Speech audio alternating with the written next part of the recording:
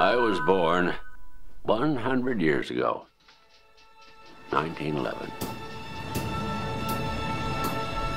Another important thing happened that year. 3 companies took a bold step and created the Computing, Tabulating, Recording Company. And the world was about to get a whole lot smarter. By 1912, the year I was born, the company already has 1,300 employees. 1913, the company's Hollerith tabulating machine, once used only in census taking, is now applied to industry.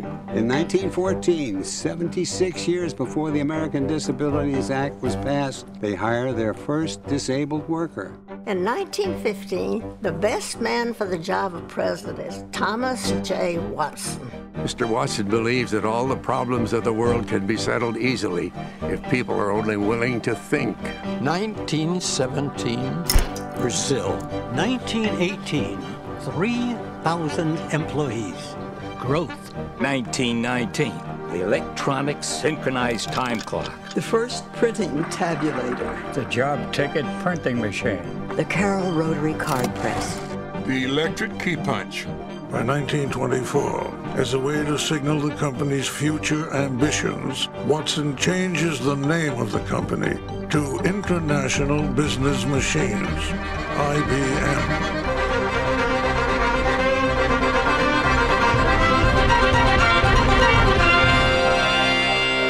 In 1925, a tableware manufacturer installs the first IBM tabulating machine in Japan. Tabulating machine technology is so reliable, it's used well after the invention of the computer.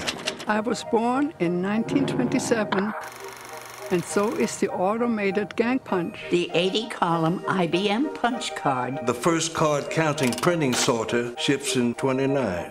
In 1930, Watson received his first patent for a traffic signal timing system. 1931, IBM introduces the automatic multiplying punch, the automatic reproducing punch, the first motor drive duplicating punch, and the first automatic summary punch. 31 was a big year for punches. In 1932, IBM starts an education department for employees and customers. The numeric printing tabulator. In 1934, IBM introduces group life insurance in the midst of the Great Depression. In 1935, IBM opens the first professional training school for women. 1936, Social Security. Many believed it wouldn't exist without IBM. It's called the biggest accounting operation of all time. 1937, IBM China. In 1938, millions of children first hear the phrase, "Please fill in the bubble completely," thanks to the IBM 805 International Test Scoring Machine. 1939, IBM demonstrates an early form of email at the New York World's Fair. 1940, a vacuum tube that processes information thousands of times faster than ever before. In 1941, IBM hires Dr. Michael Supa to make its products more usable by the visually impaired. Dr. Supa was blind. IBM believes in cultivating and developing the best talent in the world. That's why we introduced the Disabled Employee Training Program in 1942. In 1943, Ruth Leach becomes IBM's first female vice president. 1944, the Automated Sequence Controlled Calculator. The first Watson Scientific Lab opens in 1945 at Columbia University. T.J. Lester, IBM's first black sales representative, is hired in 1946. By the late 40s, IBM products are being used in 79 countries around the globe. They're really growing. The Selective Sequence Electronic Calculator, the first computer that could modify a stored program. The card-programmed electronic calculator. 1950, IBM's in Israel. In 1951, we started work on the IBM 701, the world's first mass-produced computer. It's the machine that carries us into the electronics business. In 1952, IBM Chairman Thomas J. Watson hands the reins over to his son, Thomas J. Watson, Jr., and the modern corporation continues to evolve. In 1953, Watson Jr. issues the company's first equal opportunity policy letter. The Civil Rights Act comes over a decade later. I was born in 1954. That same year, an IBM computer translates Russian into English. A first. 1955年、IBM の700に電子データプロセスマシンが誕生しました。1956, Rampac. 1957, Fortran. Watson Jr. hires the best architects and designers in the world to work with IBM. Good design is good business. More affordable and easier to use than anything before it, the IBM 1401 is the first computer in the world to sell 10,000 units. 1960, the Stretch Computing System. 1961, la machine à écrire électrique, Unicode. In 1962, IBM develops the Sabre reservation system for American Airlines. What once took hours can now be done in real time. The following year, in one of the riskiest decisions ever made in business, Watson Jr. bets the future of the company on the IBM System 360.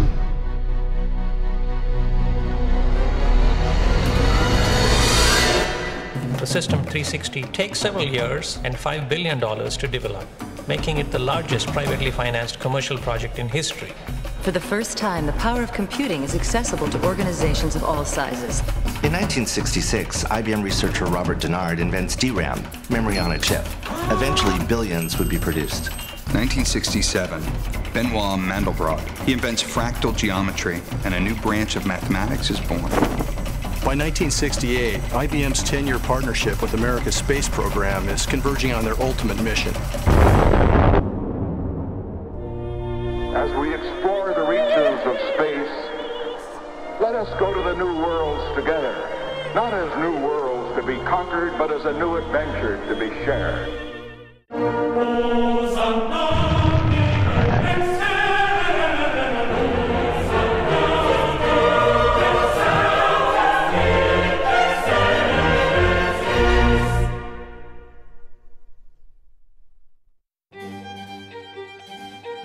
Il database relazionale rivoluziona il modo in cui i dati sono accumulati e processati.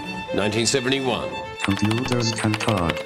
IBM's first automated teller machine is introduced in June of '72. In 1973, IBM introduces the UPC barcode. 1974, Systems Network Architecture.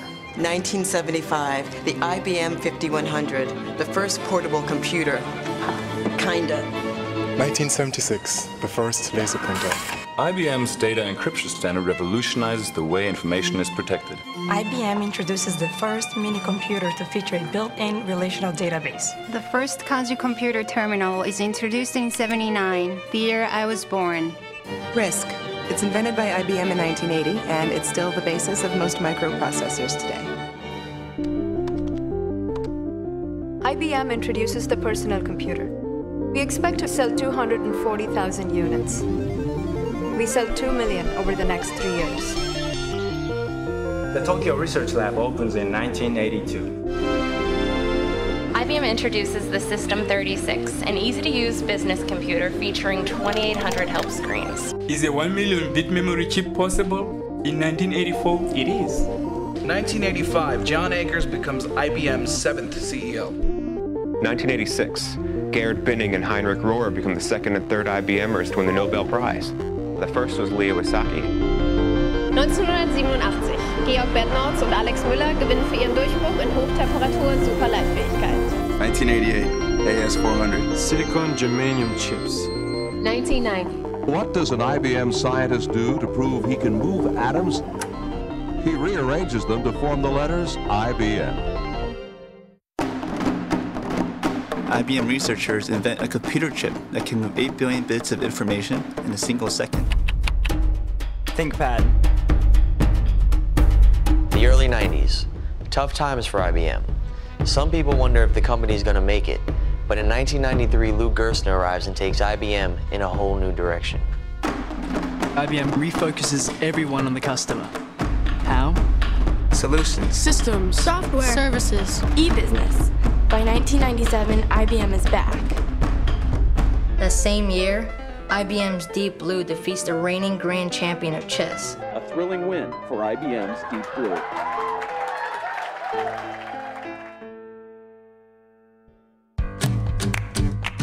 IBM embraces Linux, and the era of open source innovation is born. The President of the United States awards the National Medal of Technology to IBM, the 7th they received so far. Carbon nanotubes.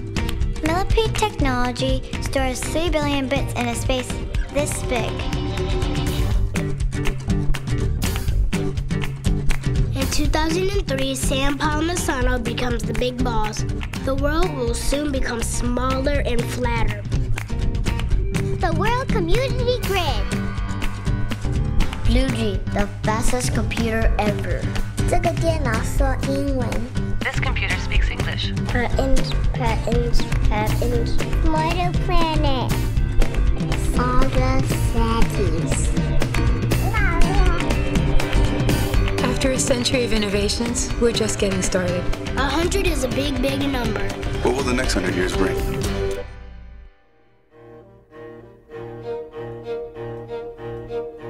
I use the past to predict the future. I'm working on the next big breakthrough. In 10 years, supercomputers could use 10 times less power and run 1,000 times faster. I'll be able to sequence your genome so we can create personalized medicine. The whole world is data. I'm using data to help detect the onset of disease. I've discovered a way to build curiosity into the system. I'm working on a system that can think like you. We've always been working for the future. That's what I'm working on. That's what I'm working on. That's what I'm working on. I'm an IBMer. I'm an IBM. I'm an IBM. I'm an IBMer. I think that you have to have more than just a machine.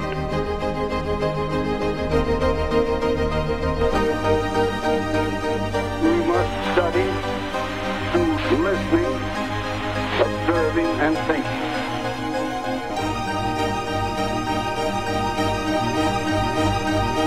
All of the problems of the world could be settled easily if men were only willing to think.